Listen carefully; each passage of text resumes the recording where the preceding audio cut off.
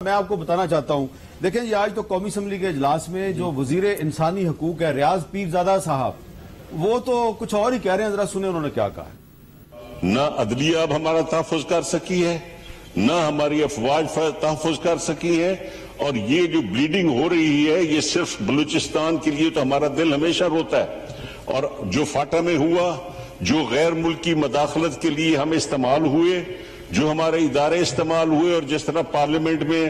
لوگوں کو چن کے اور یہاں پہ سلیکٹڈ آ گئے، اور جس طرح ایکسٹینشنوں کے چکر میں اس ملک کے ساتھ کھلواڑ ہوتا ہے، نہ عدلیہ اس کو سنبھالا دے سکی ہے۔ آج ہمیں بلایا جاتا ہے کہ جی جیلوں میں آبادی بہت ہو گئی ہے، ان کو کم کرو، تو فیصلے کرو تم۔ پنجاب میں ہر طرف لینڈ گریبنگ ہے، نان ٹالرنس ہے، ادارے کر رہے ہیں، فرد نہیں، ادارے ملوث ہیں، چاہے وہ عدل اور انصاف کے ہوں، چاہے ہمارے محافظ ہوں۔ اداروں پر چارج شیٹ لگا دی ہے وفاقی وزیر برائے انسانی حقوق نے، اور انہوں نے عدل و انصاف کے اداروں پر بھی چارج شیٹ لگائی ہے، اور جو محافظ ادارے ہیں ان پہ بھی چارج شیٹ لگا دیا ہے۔ یعنی کہ ایک وفاقی وزیر کہہ رہا ہے کہ میں تو بہت بے اختیار ہوں اور مجھ پہ بڑا ظلم ہو رہا ہے، اور ظلم مجھ پہ ادارے کر رہے ہیں۔ تو یہ ہے جی وفاقی حکومت۔ اور ایک وفاقی حکومت کی اتحادی جماعت کے سربراہ اختر مینگل صاحب نے کیا فرمایا وہ بھی سنیں۔ اسپیکر صاحب، یہ قوتیں چاہتی کیا ہیں؟ ہمیں یہاں سے دھکیل کے وہاں پہ لے گئے، وہاں سے پھر ہم یہاں پہ آ گئے، اب ہمیں کہاں لے جانا چاہتے ہیں؟ ہم وہاں پہ نہیں جانا چاہتے جہاں پر ہمیں دھکیلا جا رہا ہے۔ خدا کے واسطے رحم کرے، ہمیں اس سٹیج تک، اس حد تک نہ دھکیلیں کہ جہاں پر ہم بلوچستان کے اکثر نوجوان پوائنٹ آف نو ریٹرن تک پہنچ چکے ہیں۔ آپ دہشت گردی کو تو شاید ان ہتھ کنڈوں سے ختم کر سکیں، دہشت گردوں کو آپ، جن کو آپ دہشت گرد کہتے ہیں، ان کو آپ ختم کر سکیں، لیکن جو نفرت کے بیج آپ لوگ بو رہے ہیں، اس نفرت کو دنیا کی کوئی ایٹمی طاقت بھی ختم نہیں کر سکی، اور یہ نفرت اس حد تک پہنچ چکی ہے جس کی وجہ سے آپ کے ملک کی بنیادیں بھی ہل رہی ہیں۔ مصدق ملک صاحب، آپ بھی ایک منسٹر ہیں، تو ذرا یہ سمجھائیں گے کہ ریاض پیر اور اختر مینگل صاحب جو ہیں مختلف سیاسی جماعتیں ہیں، ایک کا تعلق ساؤتھ پنجاب سے ہے، دوسرے کا تعلق بلوچستان سے، اب بات دونوں ایک کر رہے ہیں اور شکوہ شکایت اداروں کے ساتھ ہے، تو آپ کا اور تحریک انصاف کا بیانیہ تو ایک ہو گیا۔ دیکھیں، ایک میں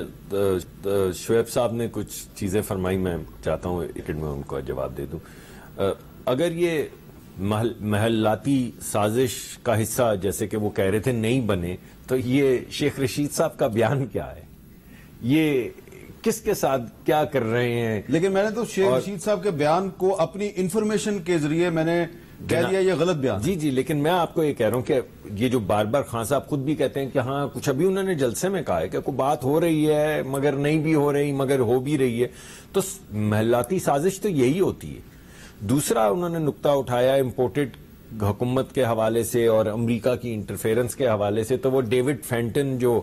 پاکستان کے ایٹمی پروگرام کے خلاف ہیں، اور آج سے نہیں ہیں، یعنی عرصہ قدیم سے ہیں، وہ تو پی ٹی آئی کے کنسلٹنٹ ہیں، پی ٹی آئی کے لابسٹ ہیں، یعنی انہیں پی ٹی آئی کروڑوں روپیہ دے رہی ہے ہر سال کہ وہ امریکہ میں لابی کریں۔ امریکہ میں لابی کریں، امریکہ نے تو آپ کی حکومت الٹائی، تو لابی کس لیے کریں؟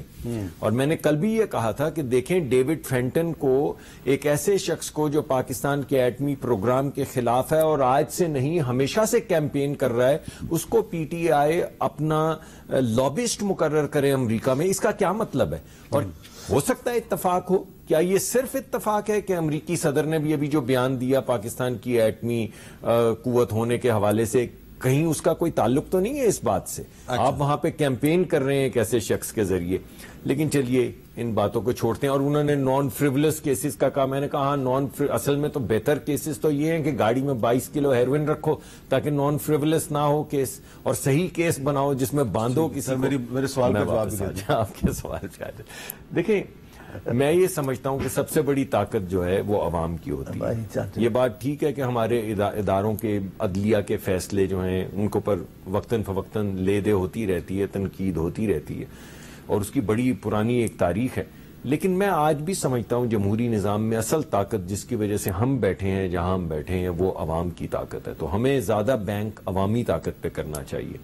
جو مجھے پہلے وہ سمجھ آئی ان باتوں سے، مجھے لگتا ہے کہ جو لا اینڈ آرڈر کی سچویشن پیدا ہوئی بالخصوص یہ سوات کے حوالے سے اور کے پی کے اندر جو لا اینڈ آرڈر کی سچویشن ہے، اس حوالے سے بہت سے لوگ پریشان ہیں، بہت سے لیڈران پریشان ہیں، بہت سی سیاسی جماعتیں پریشان ہیں۔ اس ضمن میں بار بار تذکرہ کیا جا رہا ہے کہ یہ جو لوگ دوبارہ سے آ کے یہاں پہ آباد ہوئے ہیں یا واپس آ رہے ہیں یا آئے ہیں، اس کی وجہ سے جو امن عامہ کے اندر خلل پڑ رہا ہے، لوگوں کی زندگیاں محفوظ نہیں رہی، اس کے خلاف لوگ پروٹیسٹ کر رہے ہیں۔ پھر ہمارے ریاض پیرزادہ صاحب کے بیان کی تقریر سے تو یہ لگ رہا تھا کہ وہ کہہ رہے ہیں میں بہت بے اختیار سا آدمی ہوں۔ نہیں، ایسا تو مجھے نہیں لگا۔ اچھا، ریاض صاحب، پیرزادہ صاحب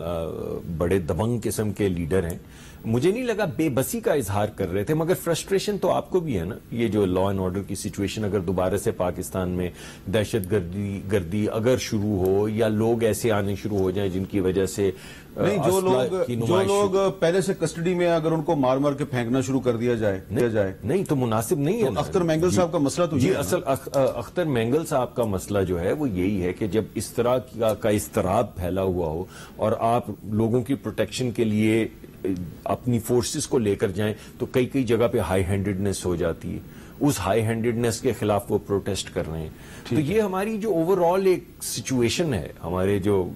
امن کی سچویشن ہے، جو دہشت گردی کی سچویشن ہے، اس کو بچانے کے لیے جو جب فورسز جاتی ہیں تو ان کو ویسے تو ٹرینڈ ہونا چاہیے کہ کبھی بھی ایکسیسو فورس نہیں استعمال کریں، مگر اگر وہ کہیں ہو جائے تو پھر لوگ پروٹیسٹ کرتے ہیں۔